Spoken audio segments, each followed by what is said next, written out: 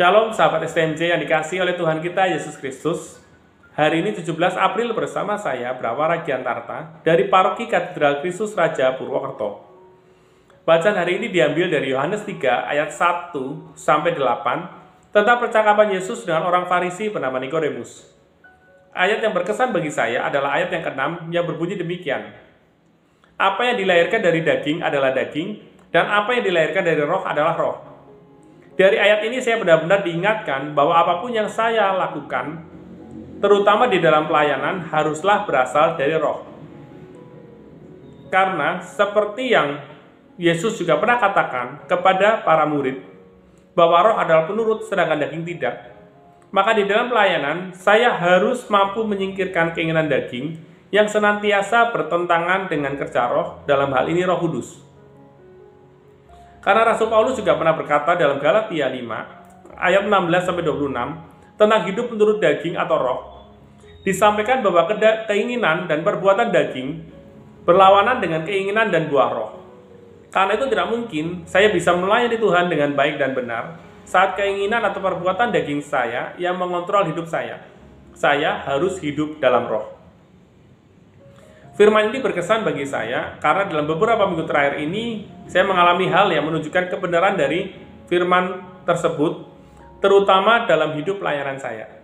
Sungguh berbeda hasil yang saya dapatkan saat saya mengambil sebuah keputusan atau tindakan dalam tuntunan Roh Kudus dibanding saat saya berada dalam pengaruh kedagingan saya.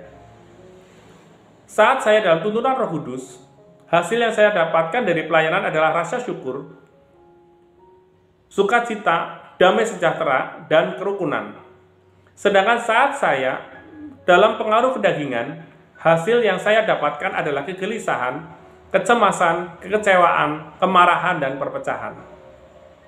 Saya sebisa mungkin tetap berada dalam bimbingan Roh Kudus di dalam pelayanan, namun karena beberapa hal, saya akhirnya terpancing untuk mengikuti kedagingan saya. Saya yang seharusnya menjadi pendamping yang baik bagi anak muda, akhirnya justru menjadi contoh yang tidak baik karena emosi yang tidak terkendali, dan akibatnya saya merusak sebuah tim anak muda yang saat itu sangat solid, tengah bertumbuh dan mendapat kepercayaan dari gereja. Saya menyesal dan mohon maaf kepada semua tim anak muda yang terlibat, dan semoga tim ini bisa tetap bertahan dan terus bertumbuh untuk menjadi berkat terutama bagi anak muda. Saya juga akan berusaha untuk memperbaiki diri dan meredam kedagingan saya agar dapat menjadi pendamping yang lebih baik dan senantiasa berjalan dalam bimbingan Roh Kudus. Setelah beberapa minggu saya tidak berdinamika dengan anak muda, beberapa hari yang lalu saya kembali bersama mereka untuk mempersiapkan acara rutin anak muda. Saya sungguh terharu dengan kesungguhan mereka di dalam mempersiapkan acara tersebut. Saya sempat berbicara dengan beberapa anak dari tim ini dan mereka menunjukkan daya juang yang luar biasa untuk bisa mempertahankan komunitas anak muda tersebut.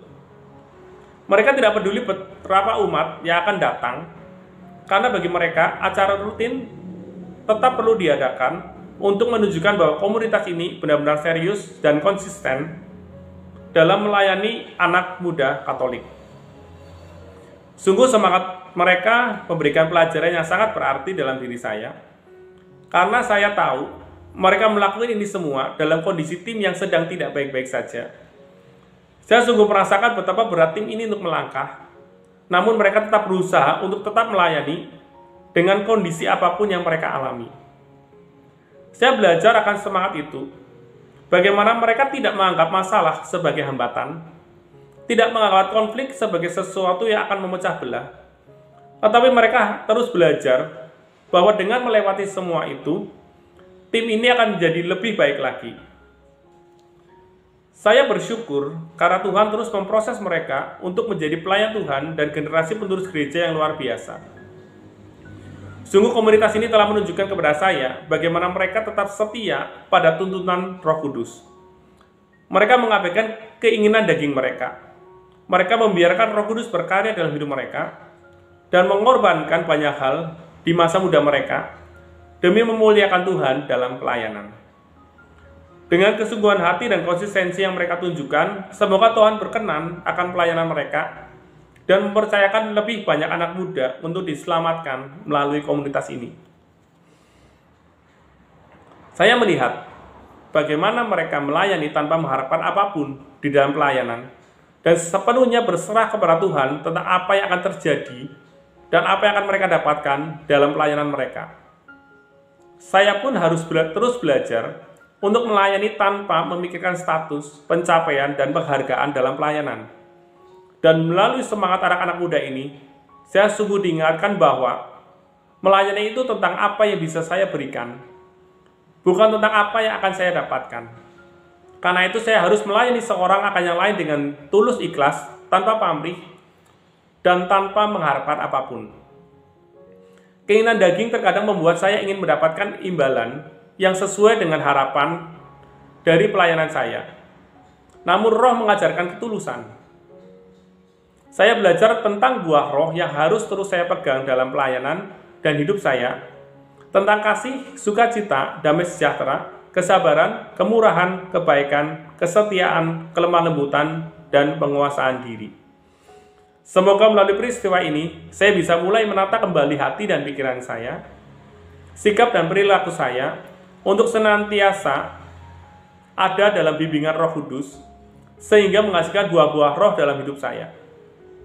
Oleh karena itu, melalui firman ini, saya semakin diteguhkan akan kebenaran untuk terus membentuk dan menempa diri saya, agar memiliki hidup yang dikuasai oleh roh, dan menjauhkan diri dari keinginan kedagingan saya. Dan akhirnya saya bersyukur karena Tuhan berkenan untuk memberikan pelajaran bagi saya, dan terus membentuk hidup saya, sehingga saya memiliki kesempatan untuk memperbaiki diri. Amin. Tuhan Yesus memberkati.